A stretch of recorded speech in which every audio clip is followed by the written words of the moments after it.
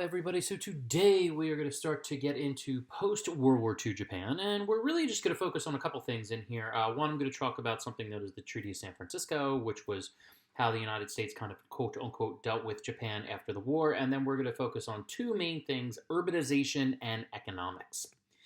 So after World War II, Japan signed the Treaty of San Francisco with the United States of America. And as part of that, actually, the United States would administer Japan. Actually, Douglas MacArthur would be one of the first administrators for the United States in Japan until the mid 1950s. They were forced to pay the United States $550 million. We had a series of tribunals very similar to the Nuremberg trials, in which a variety of Japanese leaders who were responsible things like the Nanjing Massacre or the Nanking Massacre and other war atrocities were either executed or put in jail, and a variety, again, of other people prosecuted under those tribunals. They were forced to give up all overseas possessions. They were forced to give up all overseas assets. And there is definitely some tension today between Japan and China. Japan, of course, and we've talked about this in World War II, basically looks to just kill everybody in China. And it was absolutely brutal. And there's always been a tension over land, over sea areas. And it's important to understand that Japan also, as a result of the Treaty of San Francisco, was not allowed to have an army. Note that the Germans were eventually allowed to have an army again, but the Japanese were not. So that's a pretty significant thing here. And there have been movements every now and again for the Japanese to get an army today, and the Chinese very much are like, no, no, no, no, no, no, no, we are not going to do that. And so that's something I'm going to be talking about a little bit more in class.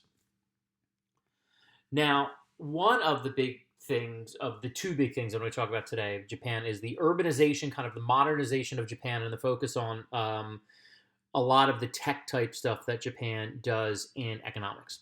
And as I have here, slowly but surely, Japan's urban areas have grown. The cities are the focal points for most jobs. The vast majority of the population does exist in a band from the islands of Kyushu, Shikoku, and Honshu. And you have multiple cities like Tokyo, Kobe, Osaka, Kyoto, and Fukuoka have populations in the tens of millions. And this is what we're talking about. This is downtown Tokyo, and I want you to take a peek in the back there, because what you see there, what almost looks like steam coming up, is actually light. There is so much going on in the city. There are so many people that live in this city that it just emits light at night. It's absolutely crazy.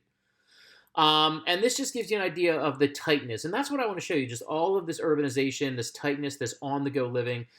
This is a luxury hotel, as you could see here. It's pretty nice, but by many other places, we wouldn't necessarily quote-unquote call this big, but space is really premium. As a result, this is another type of hotel you might actually have in Japan. This is called a capsule hotel, and each one of those little things, up and bottom, are these pods, if you will, that you sleep in. It's kind of like having a top and bottom locker here. You get a separate area to store your belongings with under a lock, and then there's large communal bathrooms. And as you can see here, it's interesting. If you're over 6 feet tall, it can get a little tough. But like, this is what we talk about mass urbanization. We can see the tightness of everything that's going on. Another part of this is like a driving range. So like a 4-tier driving range that you would see in some places in the United States. But this driving range is actually on the roof of a building because everything, again, is so compressed. The other thing about living in these in this tightness is rush hour. If you look on the right here, you see just massive amounts of people trying to get in and out of trains. So much so that if you look on the left, there's an actual job. I believe they're called train pushers. You can look this up on YouTube. It's crazy. Who All these people kind of look how orderly is it on the top here. They get to this line and they stand behind the line, and then a bunch of people get in here, and these guys come in and they push and push and push till they jam you into the train, and then it closes and you can go on. Absolutely crazy. Something else that's really, really unique about Japan, because of this urbanization, because everything's focused on the city and a lot of it is go, go, go, is vending machines. Like, you can get like crazy amounts of things done in vending machines in these cities. Okay, so here you can get some bananas. Maybe you need some flowers. Maybe you need some lobster. Maybe you want to get some hot ramen. That's right, ramen.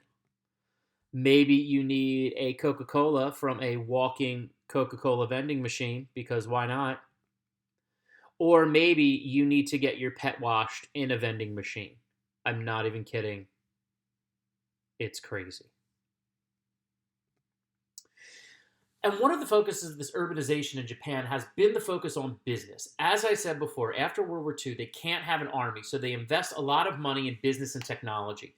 Most modern technology that has been developed in the second half of the 20th century was developed in Japan, like compact and fuel-efficient cars, flat panel TVs, CDs, DVDs, Blu-ray.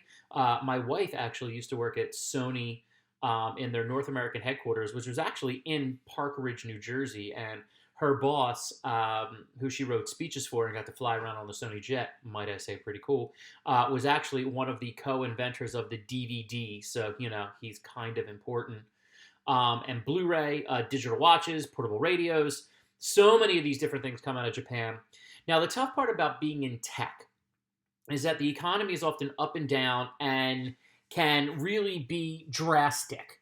Things can be going well, and then the thing about being involved in tech and stuff like that, and it's not that Japan doesn't do anything in agriculture or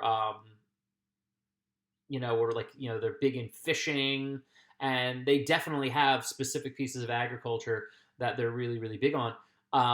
But what we see here is with tech, if you're not constantly developing it, and people kind of get bored with it, it can crash. And so there's always that pressure to try to develop new things. But what I'm going to get into now are just a series of Japanese companies so that you understand how widespread Japan is, okay? And a lot of these are just going to be household names for you. And, we got to start here with Nintendo. Everybody knows who Mario is. Of course, that's their newest thing, the Nintendo Switch.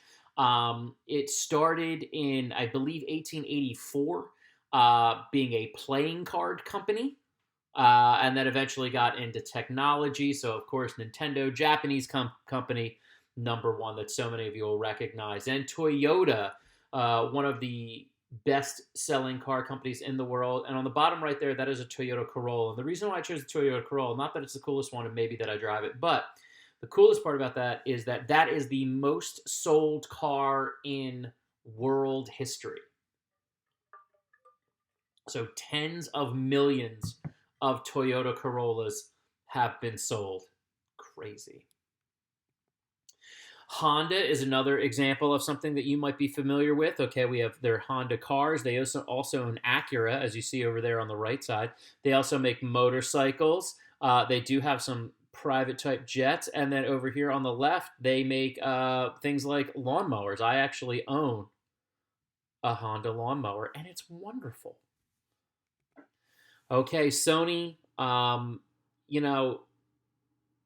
TVs, there's Sony PlayStation there on the left, CDs, Blu-rays. That piece on the bottom there, that is a Walkman.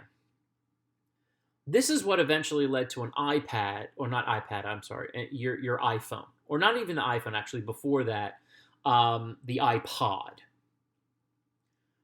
When the Walkman came out, and that's what this one on the bottom is, there a circle. The Sony Walkman came out. It was revolutionary. This thing that you could not only listen to the radio, but you could have these cassettes that you could either make or just the regular cassettes that you would buy, and to have your own specific music. Like, that was the challenge there. There had been little transistor radios that you could walk around and listen to the radio, and that was really cool. But here you actually have something where you can put your music, what you want to listen to. And that was absolutely transformative to this particular market. And so, I mean, these were a big, big deal. And then so you have that being the Walkman, which eventually leads to something like the iPod, which eventually leads to all of like the streaming music and that type of stuff today. So that was a really, really revolutionary piece. For my camera aficionados out there, somebody's a Canon, everybody else is Nikon, and then the really, really wealthy people or that save up and you can buy a Leica. But digital photography revolutionized by Nikon that so many of us use today. Pokemon, I mean, this is crazy. Okay, I mean how huge these guys are, right? And I think we got Squirtle on the right, and then I think that's Charmander. If I know my, Pikachu. And I want to say that's Bulbasaur, but I could be wrong. But I think that's what it is. Feel free to correct me in the comments. And I can make a mean deck. I'm just saying. I can make a deck. The last company I'm going to get into is this one right here. And the reason why I want to do this one is that I want you to understand the scope of Japanese businesses and how impactful that can be, because that's, business is how you actually can spread your culture. And Hello Kitty, this mouthless cat who doesn't speak, is literally everywhere. And I guarantee 99.9% of you knew who Hello Kitty was. And so what can Hello Kitty do? Like, I mean, look at all this stuff. We've got, I don't even know what this is down at the bottom here, but you have clocks and little teacup things, and that's like a little phone, little stuffed animals, a table, a calculator. I mean, hair accessories, bed furniture over there. We see it more here. I mean, you've got a Hello Kitty microwave, a Hello Kitty toaster that toasts Hello Kitty. I mean, who wouldn't want that? Of course, we can have the Hello Kitty bedroom set. This person made a Hello Kitty house. And this house, by the way, not in Japan. So as you can see, really, really heavily influenced there. And there's an airport in Taiwan. Taiwan! So not in Japan, but in Taiwan, there's a one of the gates, if you will, is dedicated completely to Hello Kitty. So we have here the Hello Kitty, the terminal here. All right, we got a little area that the kids can hang out in, and then of course we have a gift shop.